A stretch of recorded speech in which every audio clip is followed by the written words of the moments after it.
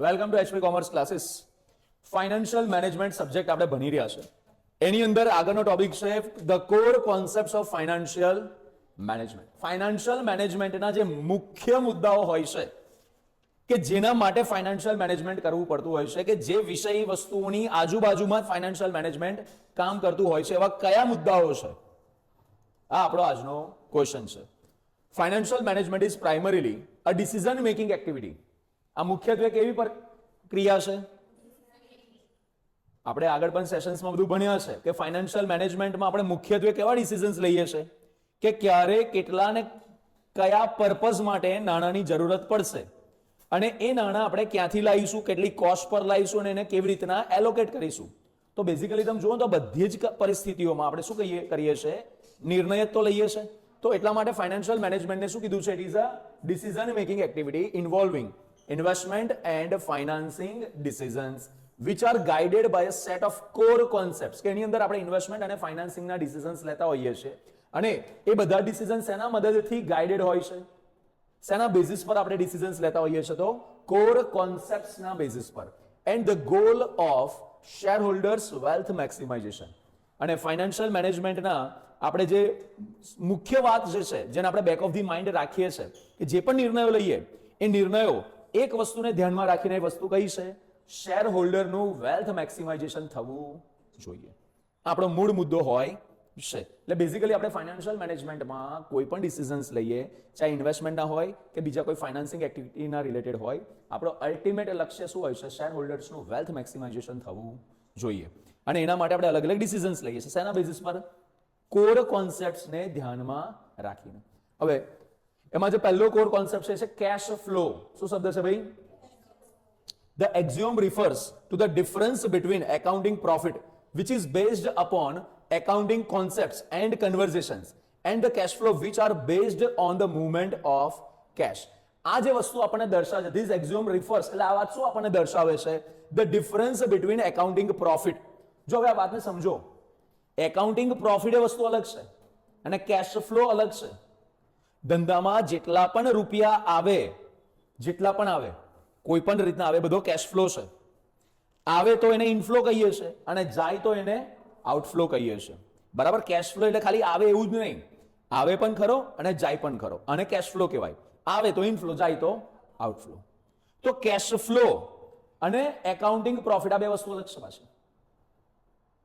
Accounting profit વર્ષના અંતે બધા જ આવકોમાંથી બધા જ ખર્ચાઓ બાદ કર્યા બાદ જે રકમ વધે છે તે આપણે શું કહીએ છીએ? પ્રોફિટ કહીએ છીએ. બરાબર? તો પોઈન્ટને સમજો આગળ. The accounting profit which is based upon accounting concepts and conversations and the cash flow which are based on, cash flow કોના પર બેઝ છે? મૂવમેન્ટ ઓફ કેશ, કે કેશની કેટલી અવર જવર થાય છે. In financial management, the cash flow is the basic measurement tool. Financial management માં એક બેઝિક ટૂલ છે. There are two dimensions to cash flow. Cash ફ્લોના બે ઘટકો છે, બે પાસાઓ છે. પહેલું cash flows and cash, actually આગળ હોવું જોઈએ કેશ ઇનફ્લોઝ અને cash outflows. The cash flow management involves the effective management of both. અહીં આગળ આપણે બંને વાતોનું એક સરસ આપણે શું કરવાનું છે? મેનેજમેન્ટ. કેશનું ઇનફ્લોનું પણ અને આઉટફ્લોનું પણ. ખાલી આપણે એવું નથી કે કેશની ઇનફ્લો પર જ આપણે ધ્યાન રાખ્યા કરીએ. એના ઉપર તો રાખવાનું જ છે ધ્યાન, કે ક્યાંથી કેવી રીતના કેટલા રૂપિયા આવશે. સાથે એ પણ ધ્યાન રાખવાનું છે કે ક્યાં ઘડી શેના માટે ને કેટલા રૂપિયા વપરાશે. એ બંનેની વાતને ધ્યાનમાં રાખીશું. બીજું લખ્યું છે and organisations cash flow will arise as a result of. આપણે ઓર્ગેનાઇઝેશનનો જે પણ કેશ ફ્લો અરાઇઝ થાય છે એ કોના પરિણામે ઉદ્ભવે છે? ઓપરેટિંગ એક્ટિવિટીઝ, ઇન્વેસ્ટિંગ એક્ટિવિટીઝ અને ફાઇનાન્સિંગ એક્ટિવિટીઝ. ઓકે, હવે સમજીએ આગળ આ વાતને પણ.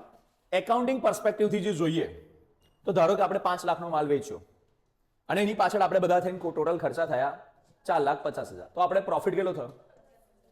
પોઈન્ટ ઉતર્યું મગજમાં કે ના ઉતર્યું? આગળ ફાઇનાન્શિયલ મેનેજમેન્ટના પર્સપેક્ટિવથી જો આપણે જોઈએ તો કેશનો ઇનફ્લો ધારો કે થયો હોય 4,20,000, કેશનો આઉટફ્લો થયો હોય 4,50,000, તો નેટ કેશ ફ્લો કેટલો બન્યો? -30,000. કેટલો બન્યો? The financial management perspective reveals more clearly the financial condition of the business. આ છે ને આપણા ધંધાની વધારે સ્પષ્ટ જાણકારી આપણને આપશે.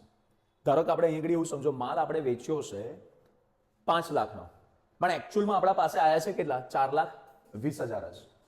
એની સામે આપણે ખર્ચો થયો છે 4,50,000. તો અહીંયા આગળ એકાઉન્ટિંગ પર્સપેક્ટિવથી જોવા જઈએ તો આપણને શું દેખાય? 50,000નો પ્રોફિટ. પણ ફાઇનાન્શિયલ પર્સપેક્ટિવથી જો જોઈએ તો એકચ્યુઅલમાં અત્યારે આપણા ધંધામાં આવ્યા છે 4,20,000 જ. ખર્ચો એની સામે થઈ ગયો છે 4,50,000. તો અત્યારે આપણે કેટલા નેગેટિવ કેશ ફ્લોમાં બેઠા છે? 30,000ના. ખબર પડી? તો એકચ્યુઅલી ફાઇનાન્શિયલ મેનેજમેન્ટના પર્સપેક્ટિવથી જોઈએ તો આપણને ધંધાની રિયલ પિક્ચર ખબર પડી શકે છે. બીજું, it would be a key part of the financial manager's role in any organization to monitor cash flows clearly or closely and to take appropriate actions to minimize the risk of customers' non-payment and insolvencies. Financial manager આ બહુ જ કાળજી રાખવાની હોય છે. Financial manager જ હોય છે જે લોકો જોશે કે આપણે જે લોકોને ઉધારમાં માલ વેચ્યો છે એમની પાસેથી રૂપિયા નથી આવી રહ્યા, કેટલા સમયથી એનો ફ્લો અટકી ગયેલો છે, કેટલા સમયથી એના રૂપિયા નહીં આવી રહ્યા. તો આ બધી વસ્તુ એને જોયા કરવી પડશે. એ જોશે ને તો જ ખબર પડશે કે ભાઈ કયા કસ્ટમર્સ એવા છે જે હજી નોન પેમેન્ટની સ્થિતિમાં છે, કયા કસ્ટમર એવા છે જે નાદાર જાહેર થાય એવા છે, પહેલા એની પાસેથી વસૂલ કરી લો. ખબર પડી કે ના પડી? તો ફાઇનાન્શિયલ મેનેજમેન્ટ આપણને આ રીતના હેલ્પફુલ થઈ શકે છે કે કઈ જગ્યા પર રિસ્ક છે, ક્યાંથી આપણા ઇનફ્લો અટકી ગયેલું છે. એકાઉન્ટિંગ પર્સપેક્ટિવથી જોશું તો આપણે એન્ટ્રી માર દઈશું કે ભાઈ આટલાનો માલ વેચાઈ ગયો, પણ ખરેખર એની સામે એટલા રૂપિયા આયા છે કે નહીં, એ આપણે ફાઇનાન્શિયલ મેનેજમેન્ટના પર્સપેક્ટિવથી જોવું જોઈએ. આગળ, cash flow is equal to net profit plus depreciation plus or minus other non cash items. Cash flow કેવી રીતના ડિફાઇન થશે? કેશ ફ્લો કેવી રીતના ખબર પડશે? આ જો અહીંયા નેટ કેશ ફ્લો છે, કેવી રીતના આપણે કર્યો? તો કે ઇનફ્લો માઇનસ આઉટફ્લો. હવે ધ્યાનથી સમજજો, ફ્રી કેશ ફ્લોની અંદર જે નેટ પ્રોફિટ થયો, ઘણી આપણે શું કરીએ છીએ એમાંથી ડેપ્રિસિએશન માઇનસ કરીએ છીએ. ખરેખર ડેપ્રિસિએશન માઇનસ અહીં આગળ આપણે ડેપ્રિસિએશન માઇનસ કરતા હોઈએ છીએ, પણ મને એક વાત કહો, ડેપ્રિસિએશનમાં એકચ્યુઅલમાં શું આપણી પાસેથી રૂપિયા જાય છે ખરા? નથી જતા.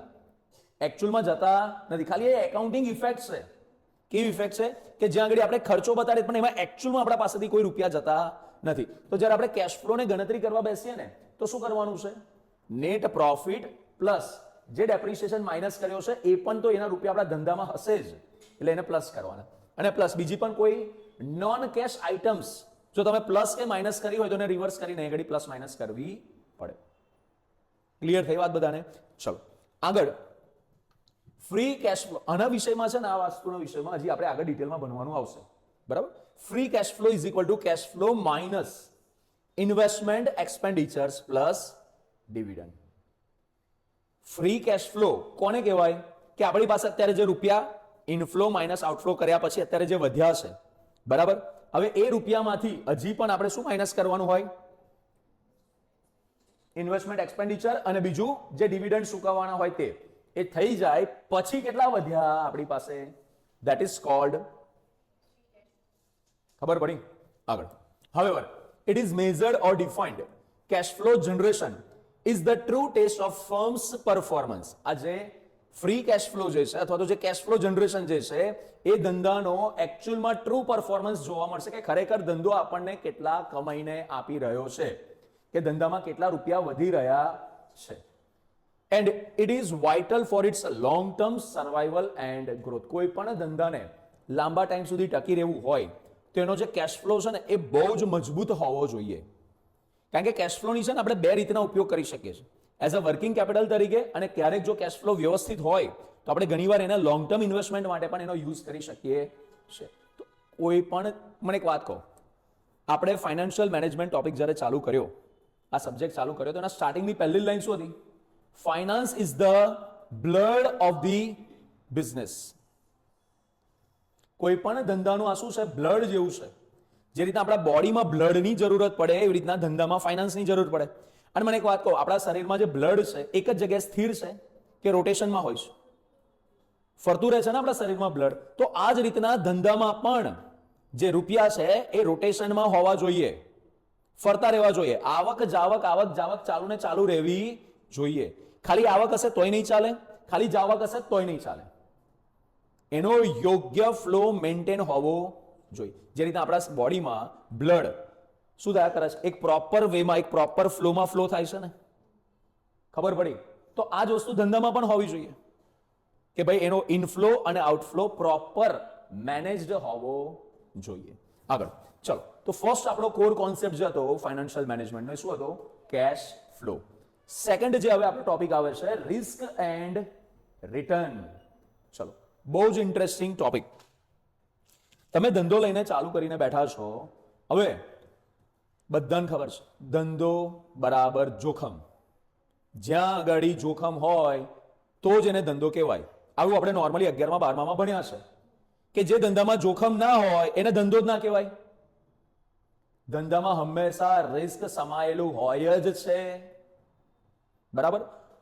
બીજું આ પણ બોલાતું હોય છે, પેલું છે ને એક ડાયલોગ બહુ ફેમસ થયો હતો, રિસ્ક હે તો ઇશ્ક હે. ધંધામાં બહુ વધારે આવું ફિલ્મી લાઈનોને ઉપયોગમાં નહીં લેવાની. રિસ્ક હે તો ઇશ્ક હે. બહુ રિસ્ક ધંધામાં લેવા જઈએ ને તો ના રિસ્ક લેવા લાયક વધીએ, ના ઇશ્ક કરવા લાયક વધીએ.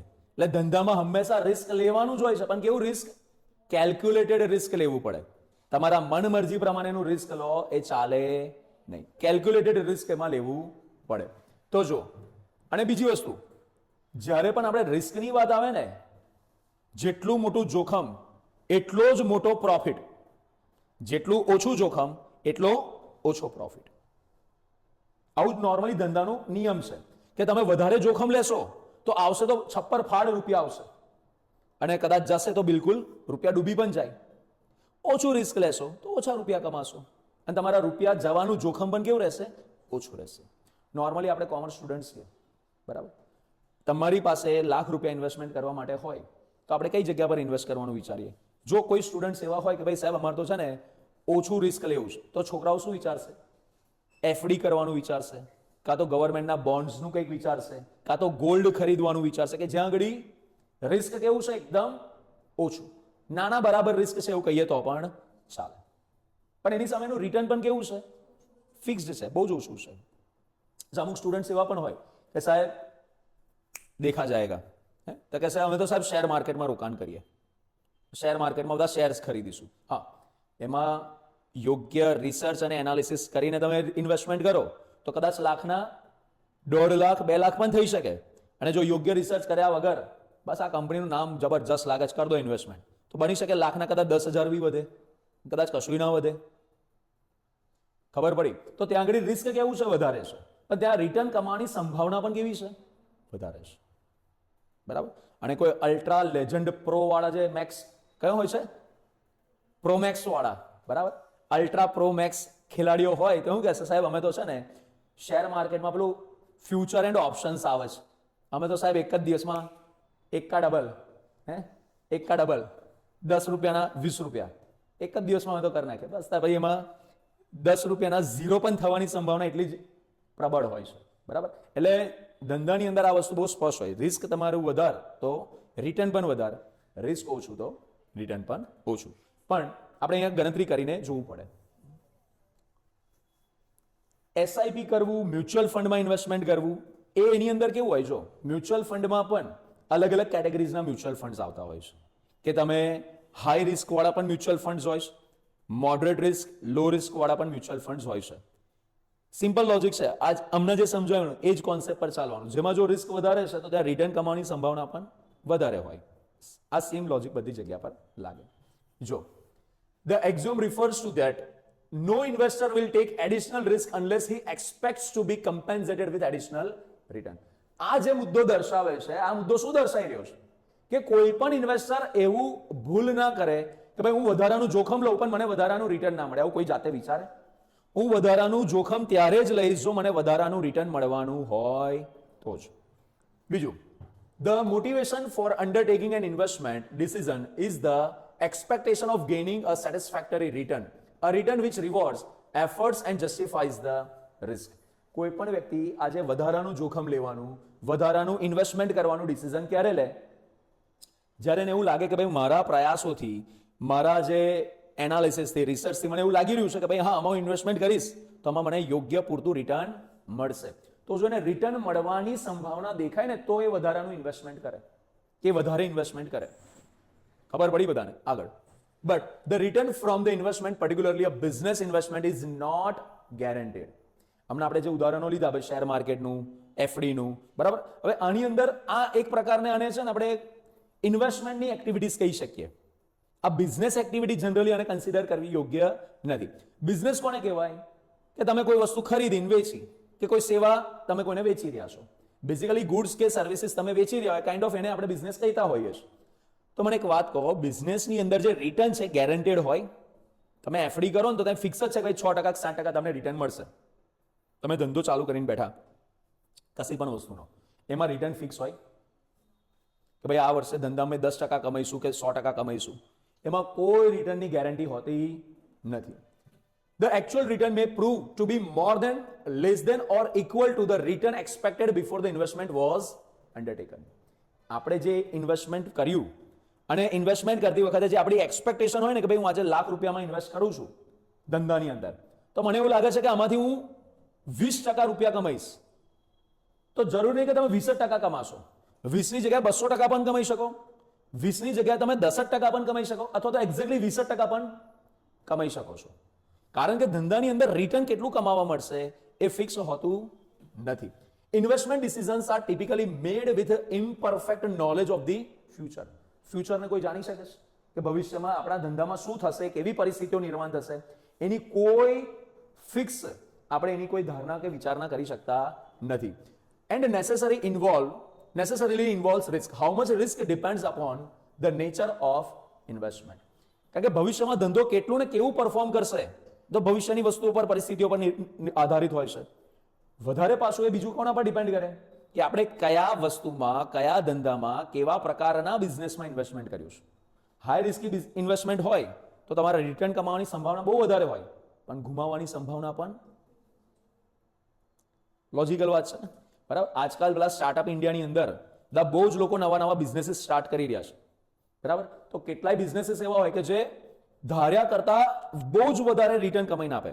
અમુક ઇન્વેસ્ટમેન્ટ એવા પણ હોય કે જે બિલકુલ તમારા ઝીરો પણ થઈ જાય, રાઈટ. આગળ, in the context of financial management, by risk we mean the change that the actual return may differ from the expected return. Financial management ના perspective થી જોઈએ તો ઉદાહરણથી સમજો કે આપણે એક્સપેક્ટ કર્યું હોય કે ભાઈ 25% રિટર્ન કમાઈશું, પણ એકચ્યુઅલમાં જે રિટર્ન કમાઈએ, ધારો કે આપણે એકચ્યુઅલમાં રિટર્ન કમાયા 10%, તો આ જે ડિફરન્સ છે ને આને શું બોલીએ છીએ આપણે ફાઇનાન્શિયલ મેનેજમેન્ટના દ્રષ્ટિએ રિસ્ક કહીએ છીએ. And in finance a risky investment is one whose potential return are expected to have a high degree of variation or volatility. Okay, અને રિસ્કી ઇન્વેસ્ટમેન્ટ કોને કહીશું કે જે ઇન્વેસ્ટમેન્ટની અંદર આપણા ધાર્યા કરતા રિટર્ન મળવાની સંભાવના બહુ જ વધારે વોલાટાઇલ હોઈ શકે. આપણી એક્સપેક્ટેશન છે 25% કમાવાની, તો એમાં સંભાવના છે કે 25%ની જગ્યા કદાચ 2500% કમાઈને આપશે, અથવા તો ₹1 કમાઈને નહીં આપે. તો આને બહુ હાઈ રિસ્કી ઇન્વેસ્ટમેન્ટ કહી શકીએ. ખબર પડી તો આ વસ્તુ. નેક્સ્ટ આગળ જોઈએ. Remember that in financial management returns are measured in terms of expected future cash flow, not profit. And risk is the degree of volatility surrounding expected future cash flow return. Financial મેનેજમેન્ટના દ્રષ્ટિએ જોઈએ તો return જે છે હંમેશા શેમાં measure કરવામાં આવે છે? ફ્યુચરના કેશ ફ્લોથી, નહીં કે એના પ્રોફિટથી. ફરી એકવાર, ફાઇનાન્શિયલ મેનેજમેન્ટના પર્સપેક્ટિવથી રિટર્ન શેમાં આપણે મેઝર કરીએ છીએ? કેશ ફ્લોથી, નહીં કે પ્રોફિટથી. અને બીજું આમાં જે રિસ્ક છે, રિસ્ક કેવી રીતે આપણે ડિફાઇન કરીએ છીએ? Volatility surrounding expected cash flow return. મતલબ આપણો જે કેશ ફ્લોનું જે રિટર્ન મળશે, મતલબ જે આપણા રૂપિયાની આવક જે થશે એમાં કેટલું ઉતાર ચઢાવ, એમાં કેટલો વધારો ઘટાડો થવાની સંભાવના છે, એ જે રિસ્ક છે એને આપણે ફાઇનાન્શિયલ મેનેજમેન્ટની દ્રષ્ટિએ કેશ ફ્લોનું રિસ્ક આપણે એને રિસ્ક કન્સિડર કરીએ છીએ. ધારો કે આપણું એવું અંદાજ હોય કે એક વર્ષના અંતે આ બિઝનેસની અંદર ₹1 કરોડ કેશ ફ્લો રહેશે, નેટ કેશ ફ્લો 1 કરોડનો રહેશે, બરાબર. હવે એ 1 કરોડ કરતા વધારે કે ઓછું જે થઈ શકે છે ને, ધેટ ઇઝ કોલ્ડ રિસ્ક. વધારે થશે તો ગ્રેટ છે, પણ ઓછું થવાની જે સંભાવના છે ને, that is called risk. Clear થયું બધાને? ચલો પછી આગળ વાત કરીએ. All right, next, a finance manager cannot avoid the risk altogether, nor he can make a decision by considering the return aspects only. Finance manager છે ને જ્યારે પણ આના સંદર્ભના ડિસિઝન લે તો રિસ્કને ઇગ્નોર કરી શકતો નથી. ઇન્વેસ્ટમેન્ટના ડિસિઝન લેશે ત્યારે એને ફરજિયાત રિસ્કની બાબતને ધ્યાનમાં લેવું પડશે કે કોઈ ઇન્વેસ્ટમેન્ટમાં કેટલું રિસ્ક સમાયેલું છે. બરાબર. બીજું, એ ખાલી રિટર્નને ધ્યાનમાં લઈને કામ કરશે એટલું પણ ચાલશે નહીં. તો એને રિસ્કને ધ્યાનમાં લેવું પડશે. And return from okay, and ખાલી રિટર્નને કન્સિડર કરીને ડિસિઝન્સ લઈ શકતો નથી. Usually, as a return from an investment increases, its risk also increases. Simple ભાષામાં એવું સમજો, જો તમારું રિટર્ન વધશે ને તો એની સાથે રિસ્ક પણ વધવાની સંભાવના રહેશે. આગળ, in an attempt to increase the return, the finance manager will have to undertake greater degree of risk also. જો એક સિમ્પલ સરળ ભાષામાં સમજો તો તમે વધારે રિટર્ન એક્સપેક્ટ કરશો ને તો એટલું વધારે રિસ્કને પણ તમારે બેર કરવા માટે રેડી રહેવું પડશે. Higher the risk higher the return. Clear? વધારે તમારે રિટર્ન કમાવવું હોય તો વધારે જોખમ પણ સહન કરવું પડશે. બીજું, therefore a finance manager is often required to trade off between risk and return. એટલા માટે છે ને ફાઇનાન્સ મેનેજરે આ બે વસ્તુ વચ્ચે ટ્રેડ ઓફ કરવું પડે. જો તમે વધારે રિટર્ન એક્સપેક્ટ કરશો તો સાથે રિસ્કને પણ વધારે બેર કરવું પડશે. હા, તમે રિસ્ક ઓછું કરવા માંગતા હોવ તો ભાઈ તમારે રિટર્નનું પણ એક્સપેક્ટેશન કેવી કરવી પડશે? ઓછી રાખવી પડશે. ક્લિયર થયું? આગળ, next, a particular combination of risk and return where both are optimized may be unknown as risk return trade-off. Every financial decision involves such a trade-off between risk and return. At this level of risk and return, market price of the share will be maximized. Investment decision will be influenced by the investor's propensity for taking or the investor's attitude to risk. જો simple અહીંયા આગળ છે ને એક trade ઓફનો એક point બનશે કે કયા પોઈન્ટ પર ઇન્વેસ્ટર રિસ્ક અને રિટર્નને એ સ્વીકારી લેશે કે હા ભાઈ આ જગ્યા પર આ ઇન્વેસ્ટમેન્ટમાંથી આપણે આટલું જ રિસ્ક લઈ શકીએ છીએ અને આની પાસેથી આપણે આટલું જ રિટર્ન એક્સપેક્ટ કરી શકીએ છીએ. બરાબર? તો એને risk return trade off point આપણે કન્સિડર કરી શકીએ છીએ. ઓકે. બીજું, આ એવો પોઈન્ટ હશે કે જ્યાં આગળ શેર વિલ બી મેક્સિમાઇઝડ. ભાઈ એ પોઈન્ટ એવો આવી જશે કે જ્યાં આગળ શેરની જે માર્કેટ પ્રાઇસ છે મેક્સિમાઇઝ થઈ જશે. ભાઈ આ લેવલથી વધારે હવે આમાંથી કોઈ રિટર્ન એક્સપેક્ટ કરી શકાય એવું નથી. બીજું, અહીં આગળ ઇન્વેસ્ટરની જે છે ને આ જે ડિસિઝન છે ઇન્વેસ્ટરનું ડિસિઝન છે એ શેનાથી આધારિત થતું હોય છે? રિસ્ક અને રિટર્નનો જ્યારે પોઈન્ટ હોય ને બે વસ્તુ પર આધારિત રાખે. ઇન્વેસ્ટરની પ્રોપેન્સિટી ફોર ટેકિંગ, એ કેટલો સક્ષમ છે રિસ્ક લેવા માટે, અને બીજું ઇન્વેસ્ટરનો એટીટ્યુડ. અમુક ઇન્વેસ્ટર કેવા હોય, બહુ જ એને એક વસ્તુ કહીએ છીએ આપણે, એક શબ્દ છે, હું તમને અલગ રીતના સમજાવી દઉં છું. અમુક કેવા હોય ઇન્વેસ્ટર, બહુ જ હાઈ રિસ્કી ટ્રેડ કરવામાં બિલીવ કરતા હોય. બરાબર? અને અમુક ઇન્વેસ્ટર કેવા હોય જે બહુ ચૂઝી હોય, મતલબ બહુ જ વિચારીને અમુક જ ટ્રેડ કરે, અને ટ્રેડ બી એવા જ કરશે કે જ્યાં આગળ એ લોકોનું રિસ્ક કેવું હોય, બિલકુલ મિનિમમ હોય, ત્યાં જ આગળ એ લોકો ટ્રેડ. આ લોકો કેવા હોય કે ભાઈ ઓછું રિટર્ન મળશે તો ચાલશે, મારી જે મૂડી છે ને મારી મૂડી ના ઘટવી જોઈએ. ઇન્વેસ્ટમેન્ટમાં આ બહુ જ મહાન સિદ્ધાંત છે. શું મહાન સિદ્ધાંત છે? કંઈ પણ થાય તમારી મૂડી બહુ ઇમ્પેક્ટ થવી જોઈએ. તમારી જે કેપિટલ છે ને it should always be protected. તમારે હંમેશા તમારી મૂડીને કેપિટલને પ્રોટેક્ટેડ રાખવાની હોય છે. આ ઇન્વેસ્ટમેન્ટનો બહુ જ બેઝિક સિદ્ધાંત છે. રિટર્ન કદાચ ઓછું મળશે ને તો ચાલશે, રિટર્ન નહીં મળશે ને તોય ચાલશે એકવાર, પણ મૂડી તમારી ડાયલ્યુટ થવી જોઈએ નહીં, એ ઘટવી જોઈએ નહીં. કારણ કે એક સિમ્પલ લોજિક સમજો, રૂપિયા હશે ને તો આજે નહીં કાલે ફરી એ રૂપિયા બીજા રૂપિયાને કમાઈ લેશે. તમારી મૂડી જ ધોવાઈ ગઈ, મૂડી તમારી ખતમ થઈ ગઈ તો રૂપિયા કમાવા માટે પછી લાવશો કઈથી? ઇન્વેસ્ટમેન્ટ કરવું છે તો ઇન્વેસ્ટમેન્ટ કરવા માટે તમારે કેપિટલ તો જોશે ને. એટલા માટે અહીંયા ઇન્વેસ્ટમેન્ટમાં છે ને એક બહુ મોટો સિદ્ધાંત છે, શેર માર્કેટમાં બહુ મોટો સિદ્ધાંત છે. શું? કેપિટલને હંમેશા પ્રોટેક્ટેડ રાખવાની. રિટર્ન ના કમાવા મળે તો it's absolutely okay. It is absolutely okay. ખ્યાલ આવ્યો બધાને? આગળ નેક્સ્ટ, ઓકે, તો હવે અહીંયા સુધી આપણે જુઓ બે કોર કોન્સેપ્ટ ભણ્યા. પહેલો કયો હતો કેશ ફ્લો, અને બીજો કયો ભણ્યા આપણે રિસ્ક એન્ડ રિટર્ન. ત્રીજો કોન્સેપ્ટ આવે છે the time value of money. હવે આની અંદર છે ને એક નાનકડું ઉદાહરણ આલું. ટાઈમ વેલ્યુ ઓફ મની એટલે શું, કેવી રીતના? તમે આજે 1 કરોડ રૂપિયા તમારી પાસે છે, બરાબર? તમે એફડીમાં ઇન્વેસ્ટમેન્ટ કરશો ને તો તમને ખબર છે કે એમાં ધારો કે 6% વ્યાજ મળે, તો વર્ષના અંતે 1 કરોડના 6% એટલે 6 લાખ રૂપિયા તમને વ્યાજ મળવું જોઈએ, હા કે ના?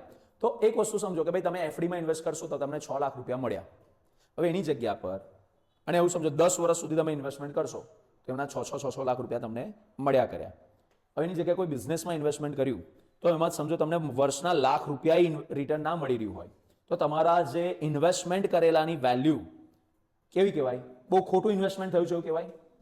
અહીંયા તમારે એક નુકસાન થઈ રહ્યું છે અને નુકસાનનું નામ છે ઓપોર્ચ્યુનિટી લોસ. એક શબ્દ આવતો હોય છે ઇકોનોમિક્સમાં, ઓપોર્ચ્યુનિટી કોસ્ટ. કયો શબ્દ છે? Opportunity cost. કે તમે 1 કરોડ રૂપિયા અહીંયા આગળ ઇન્વેસ્ટમેન્ટ કરીને, એફડીમાં ઇન્વેસ્ટમેન્ટ કરીને 6 લાખ કમાઈ શકતા હતા. 1 કરોડ રૂપિયા તમે ધંધામાં ઇન્વેસ્ટમેન્ટ કરીને અત્યારે લાખ રૂપિયા નહીં કમાઈ રહ્યા. ધારો કે લાખ રૂપિયા જ કમાવો છો, તો તમે કેટલા રૂપિયા કમાવાના ગુમાઈ રહ્યા છો? 5 લાખ ગુમાઈ રહ્યા છો ને. આને શું કહેવાય? Opportunity cost. હવે અહીં આગળ આપણે સમજીએ ટાઈમ વેલ્યુ ઓફ મનીને અહીં આગળ કઈ રીતના સમજાવવાનો પ્રયાસ કર્યો છે. Not only the concept of measuring return in terms of cash flow important in financial management, but it is also the timing of cash flow returns which is vitally important. આ એટલું જ મહત્વનું છે. કેશ ફ્લો જેટલો મહત્વનો છે એની સાથે સાથે કેશ ફ્લોનો જે ટાઈમિંગ છે ને એ પણ એટલો જ મહત્વનો છે. તમારી પાસે રૂપિયા આવવાના છે, ધારો કે 1 કરોડ રૂપિયા ધંધામાં આવવાના છે, આજે આપણને જરૂર છે ને આજે આવે ને તો ઇટ ઇઝ ગુડ, પણ આજે આપણને જરૂર છે, આજે આવવાની જગ્યાએ 2 વર્ષ પછી આવે તો 2 વર્ષ પછી આવશે ત્યારે સ્વીકારવાના જ છે, પણ જ્યારે અત્યારે બહુ જ જરૂર છે ત્યારે નહીં આવી રહ્યા તો પછી, બરાબર? આ વસ્તુ છે. નેક્સ્ટ જો, it is the timing of cash flow as well as their size which determines their value. વેલ્યુની જ્યારે વાત કરીએ ને, પોઈન્ટને સમજજો. તમને અત્યારે બહુ જ પાણીની તરસ લાગી હોય ને, બહુ જ એટલે અતિશય તરસ લાગી હોય, તો અત્યારે 10 રૂપિયાની પાણીની બોટલ કોઈ તમને 50 રૂપિયામાં વેચશે ને તોય તમે ખરીદી લેશો. પણ જ્યારે તમને તરસ નથી લાગી તો કોઈ 10 રૂપિયાની બોટલ 11 રૂપિયામાં પણ જો તમને આપવાનું કહેશે ને તોય તમે નહીં ખરીદો. તો અહીં વેલ્યુ છે નહીં, છે ટાઈમિંગની, કે કયા ટાઈમ પર તમને વસ્તુ મળી રહી છે. આ રીતના કેશ ફ્લો તમને કયા ટાઈમ પર આવી રહ્યો છે ને, આ બહુ જ મહત્વનું છે ફાઇનાન્શિયલ મેનેજમેન્ટમાં. તો જુઓ, you may have heard the expression a rupee today is worth more than a rupee tomorrow. મતલબ આજના રૂપિયાની કિંમત આવતીકાલના રૂપિયા કરતા વધારે. સાહેબ ખબર ના પડી, સમજાવું, બધાનું ધ્યાન બે ઘડી આમ બાજુ. આજે હું તમારી પાસેથી 1 કરોડ રૂપિયા ઉછીના લઉં છું, તમે મારા મિત્ર છો, બરાબર? ભાઈબંધીભાઈ તમે મને 1 કરોડ રૂપિયા આપી પણ દીધા. હવે મેં તમને કીધું જો હું તને આ 1 કરોડ રૂપિયા પૂરેપૂરા તને પાછા આપીશ, મારા પર વિશ્વાસ રાખ, પણ 1 વર્ષ પછી, અને તમે એટલા કરોડપતિ લોકો છો કે તમને 1 કરોડની કોઈ વેલ્યુ નહીં, બરાબર? તમે આજે મને 1 કરોડ રૂપિયા દીધા, હવે 1 વર્ષ પછી હું તમને 1 કરોડ રૂપિયા પાછા આપીશ જ નહીં. આપવાનું એવું છે ને, ના આપ્યા પણ ખરા એવું સમજો, પણ 1 વર્ષ પછી આ એકચ્યુઅલમાં 1 કરોડ રૂપિયાની જે વેલ્યુ છે એ કેવી થઈ ગઈ? ઓછી થઈ જશે. કેવી રીતના સાહેબ આ ઓછી થાય? 1 કરોડ તો 1 કરોડ જ રહ્યા ને, વેલ્યુ કેવી રીતના ઓછી થઈ? રકમ ઓછી નહીં થઈ, રકમ નહીં કહેતો, વેલ્યુ એનું મૂલ્ય ઓછું થઈ ગયું. 1 વર્ષમાં ઇન્ફ્લેશન, ફુગાવો નામની પણ તો કંઈક વસ્તુ હોય. ધારો કે આજે 1 કરોડ રૂપિયામાં હું કોઈ વસ્તુ જે ખરીદી શકું છું, ભવિષ્યમાં એવું બની શકે ને કે ફુગાવાના લીધે હવે એ જ વસ્તુ ખરીદવા માટે 1 વર્ષ પછી મારે 1 કરોડ ને 5 લાખ આપવા પડે, હા કે ના? 1 વર્ષ પછી મારે એ જ સેમ વસ્તુ ખરીદવા માટે કેટલા આપવા પડશે? 1 કરોડ ને 5 લાખ. તો હવે 1 કરોડની વેલ્યુ આજની જે છે એ ભવિષ્યમાં ઓછી થઈ ગઈ, એવું કહેવાય કે ના કહેવાય? મુદ્દો ખબર પડી હું શું સમજાવું તે? આ વાત છે. એટલા માટે એંગડી આ લાઈન લખી છે, અ રૂપી ટુડે ઇઝ વર્થ મોર. કોના કરતા? અ રૂપી ટુમોરો. આવતાકાલના રૂપિયા કરતા આજનો રૂપિયો વધારે કિંમતી. તમે એક વસ્તુ આ જુઓ, એકદમ દેશી સરળ ઉદાહરણ આલું. આજથી આપણે થોડાક વર્ષો પાછળ જતા રહીએ તો 10 ગ્રામ સોનું 3000 રૂપિયામાં આવતું હતું. એનાથી થોડા વર્ષો પાછળ જઈએ તો 10 ગ્રામ સોનું 300 રૂપિયામાં આવતું હતું. અને એનાથી થોડા વર્ષો પાછળ જઈએ તો 10 ગ્રામ સોનું 30 રૂપિયામાં આવતું હતું. હવે તમે એક લોજિક વિચારો, આજે તમારી પાસે એ સમયના 30 રૂપિયા, 300 રૂપિયા કે 3000 રૂપિયા પડ્યા હોત તો એની આજે શું વેલ્યુ હોય? આજે સોનાની કિંમત 90,000 રૂપિયાની ઉપર ચાલી રહી છે. વસ્તુ સમજો. તે વખત તમે એમ વિચારીને બેસી રહ્યા હોય કે ના, હું તો 3000 રૂપિયાનું છે ને સોનું લેવાની જગ્યાએ 3000 રૂપિયા કેશમાં મૂકી રાખું, તો એ 3000 રૂપિયાની કિંમત આજે સમજી શકો છો ને તમે શું કહેવા માંગુ તે? એ આ જ વાત છે. ચલો આગળ જઈએ. Cash flow which are to be received at some time in the future, say 1 or 2 years from now, have less value. જે રૂપિયા આપણને આજે મળવા જોઈતા હતા એ રૂપિયા કદાચ આપણને ભવિષ્યમાં મળશે 1 વર્ષ કે 2 વર્ષ પછી, એની વેલ્યુ કેવી થઈ જશે? ઓછી થઈ જશે. Less value than the equivalent cash flow to be received today. આજે જે રૂપિયા મળવા જોઈએ એની જે વેલ્યુ હશે એના કરતા ભવિષ્યના રૂપિયાની એ વેલ્યુ કેવી થઈ ગઈ હશે? ઓછી. Cash received today can be reinvested in other investment to generate more cash flow. જે રૂપિયા તમને આજે મળવા જોઈતા હતા, ધારો કે રૂપિયા આજે તમને મળી જાય ને, તે રૂપિયાને તમે બીજી કોઈ જગ્યાએ ઇન્વેસ્ટ કરીને વધારે બીજા રૂપિયામાંથી રૂપિયા કમાઈ શકો છો. પણ જે રૂપિયા આજે મળવા જોઈએ નહીં મળી રહ્યા, 2 વર્ષ કે 1 વર્ષ પછી મળશે, તો આજે કમાઈ શકતા હતા એ તો તમારી પાસે ઓપોર્ચ્યુનિટી ગઈ. ક્લિયર થાય છે શું સમજાવું તે? અને પાછું બીજું અધૂરામ પૂરું, એ રૂપિયાની જે વેલ્યુ છે ભવિષ્યમાં ઓછી થશે તે તો પાછી થશે જ. આગળ next, they could at least be placed at a deposit account to earn interest and thereby increasing their future value. એટલે કશું નહીં તો એ જે રૂપિયા આપણને આજે મળવા જોઈતા હતા આજે મળી જાય તો કદાચ બીજા ઇન્વેસ્ટ કરીએ કે ના કરે, પણ એટલીસ્ટ એફડી કરી દીધું હોય ને તો એમાંથી વ્યાજ તો મળ્યા કરે. ખબર પડે છે? પણ એ રૂપિયા તમને ભવિષ્યમાં મળશે તો એ તો વ્યાજ તો નહીં જ મળવાનું, ઉપરથી પાછી એની વેલ્યુ ઓછી થશે અલગ પાછી. આગળ next, this raises the notion that there is an opportunity cost. અને અહીંયા આપણને કયો સિદ્ધાંત જોવા મળી રહ્યો છે? ઓપોર્ચ્યુનિટી કોસ્ટનો. હમણાં તમને એનું ઉદાહરણ સમજાવ્યું. Associated with the investment cash flow because alternative investment opportunities always exist. તમારી પાસે હંમેશા ઇન્વેસ્ટમેન્ટ કરવાની ઓપોર્ચ્યુનિટી હોય જ છે. તમારી પાસે આજે કરોડો રૂપિયા હોય ને તો તમે કોઈક ને કોઈક જગ્યાએ ઇન્વેસ્ટ કરીને એમાંથી વધારે રૂપિયા કમાઈ લેશો, પણ એ કરોડ રૂપિયા તમને આજે મળવાની જગ્યાએ 2 વર્ષ પછી મળવાના હોય તો તમારા આ 2 વર્ષમાં ઇન્વેસ્ટમેન્ટ કરીને જે કમાઈ શકવાના હતા એ તો તમારા ગયા. પાછું 2 વર્ષ પછી 1 કરોડની જે વેલ્યુ ઓછી થઈ ગઈ એ પાછી તમે ગુમાવી. ક્લિયર થઈ વાત બધાને આ વસ્તુ? તો ખ્યાલ આવી ગયો બધાને? Time value of money. હવે હમણાં જે ઓપોર્ચ્યુનિટી કોસ્ટ વાત કરી રહ્યા છે એનો ચોથો કોર કોન્સેપ્ટ છે ફાઇનાન્શિયલ મેનેજમેન્ટનો. Let's see. Opportunity cost.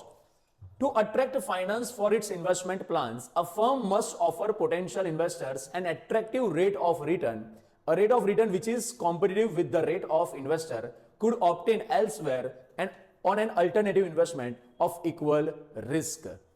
એવું સમજો, આપણે ઇન્વેસ્ટરને એવો ઓપ્શન, એવું એટ્રેક્શન આપવાનું છે કે ભાઈ તમે જે રિસ્ક લઈને અમારે ત્યાં ઇન્વેસ્ટમેન્ટ કરશો, બરાબર, એટલું જ રિસ્ક લઈને તમે બીજી કોઈ જગ્યા પર ઇન્વેસ્ટમેન્ટ કરશો તો ત્યાં તમને રિટર્ન ઓછું મળશે, અમારે ત્યાં રિટર્ન વધારે મળશે. તો આ એ લોકોને એક ઓપોર્ચ્યુનિટી કોસ્ટ બતાડવી પડે ઇન્વેસ્ટર્સને કે ત્યાં તમને કદાચ 1 કરોડના ઇન્વેસ્ટમેન્ટ પર 5% રિટર્ન મળશે, અમે તમને 7% રિટર્ન કમાઈને આપીશું, 8% રિટર્ન કમાઈને આપીશું. ક્લિયર થાય છે? આગળ. From an investor's perspective, the opportunity cost of investing in a company, say A, would be the return given by not investing in another comparable investment for one with a lower expected return.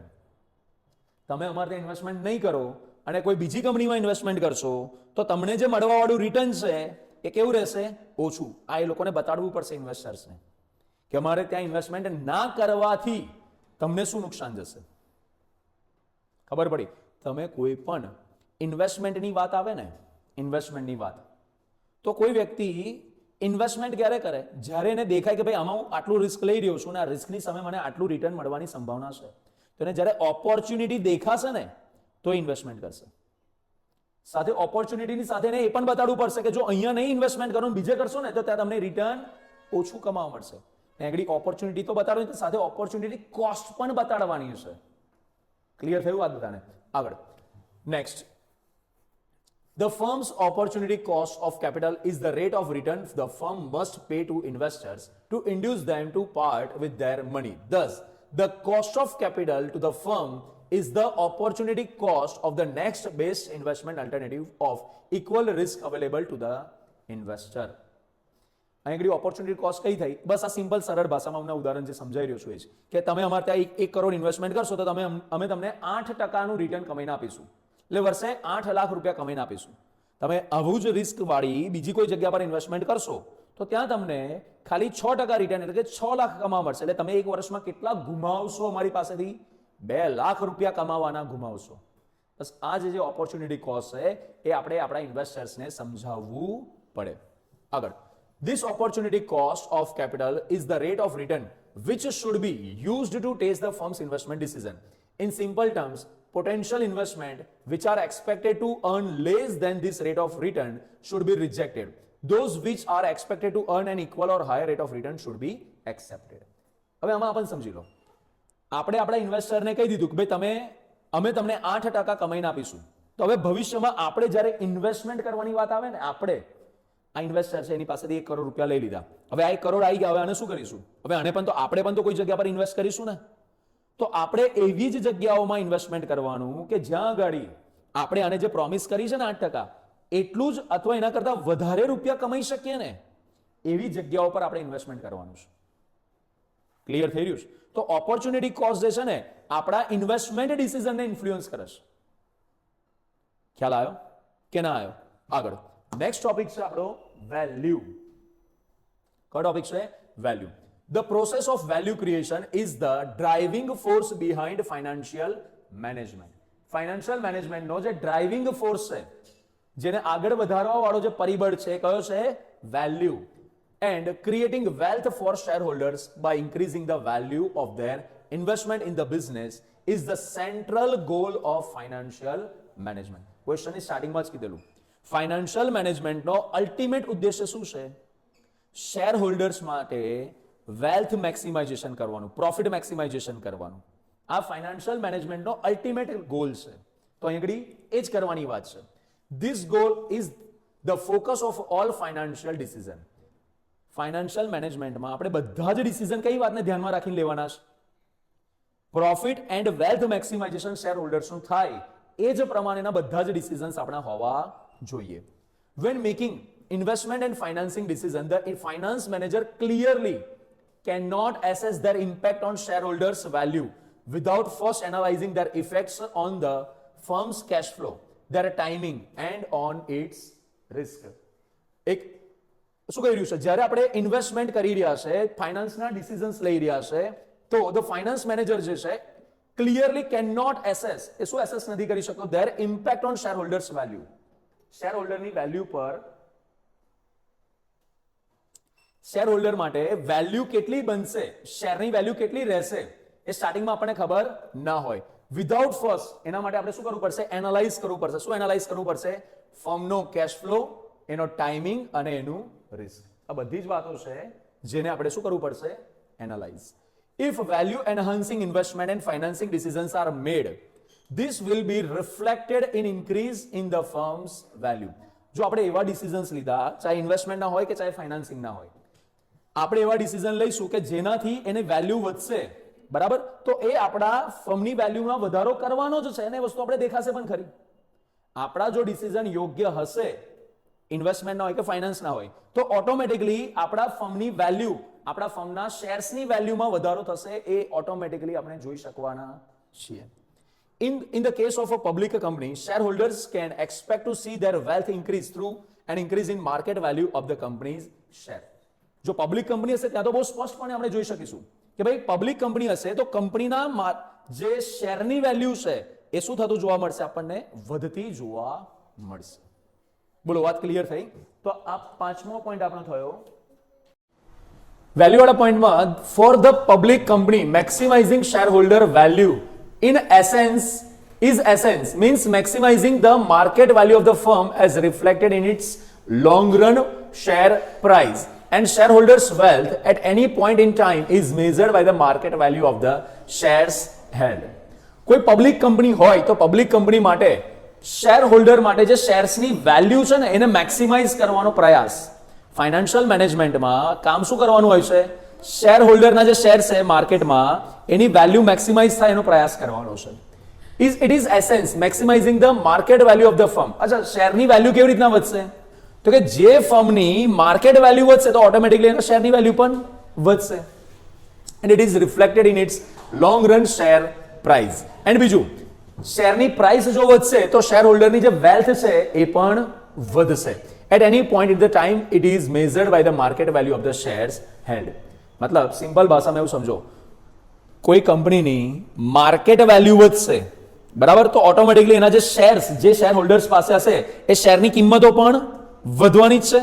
આગળ, the market value of the firm can be defined as total market value of firm is equal to market value of its date plus market value of its equity. શું કીધું છે? Total market value of firm કેવી રીતના define થશે? બોલો, કઈ બે વસ્તુમાં એડ કરવી પડે? માર્કેટ વેલ્યુ ઓફ ડેટ્સ અને માર્કેટ વેલ્યુ ઓફ ઇક્વિટી. આ બેન સરવાળો કરો એટલે ફર્મની માર્કેટ વેલ્યુ ખબર પડે. ઇન સમરી, ફાઇનલી આપણે સમરી આની જોઈએ આખા ક્વેશ્ચનની, બરાબર. તો the concept of cash flow, time value of money, risk return and opportunity cost, અને એક છેલ્લો શબ્દ આવ્યો આપણો આ value. Cost affect the firm's value in the following ways. ઉપરના જે ચાર કોન્સેપ્ટ આપણે જોયા ને, એ ચારે ચાર કોન્સેપ્ટ ફર્મની વેલ્યુને અફેક્ટ કરતા હોય છે. કઈ રીતના અફેક્ટ કરે છે? પહેલું, cash flow. The greater the volume of positive cash flow, firm is expected to generate, the greater will be its value, assuming all other factors remain constant. Simple સરળ ભાષામાં આટલું સમજો. જે ફર્મનો પોઝિટિવ કેશ ફ્લો હશે એ ફર્મની market value કેવી થશે? વધશે. જેટલો કેશ ફ્લો મજબૂત રહેશે એટલી જ માર્કેટ વેલ્યુ વધતી જશે. Time value of money, the sooner cash flows are expected to be received, the greater will be their value, all other factors remaining constant. શું કહી રહ્યું છે? જે ફર્મનો જે કેશ ફ્લો છે એ ટાઈમલી હશે, મતલબ જે સમયે જે રૂપિયા આવવા જ જોઈએ આવતા જ હોય, તો એ ફર્મની વેલ્યુ પણ કેવી થતી જશે? ઇન્ક્રીઝ થતી જશે. ત્રીજું, risk. The more risky or variable cash flow are expected to be, the lower will be the value of its investment. Again, assuming all other factors remain constant. શું કહી રહ્યું છે?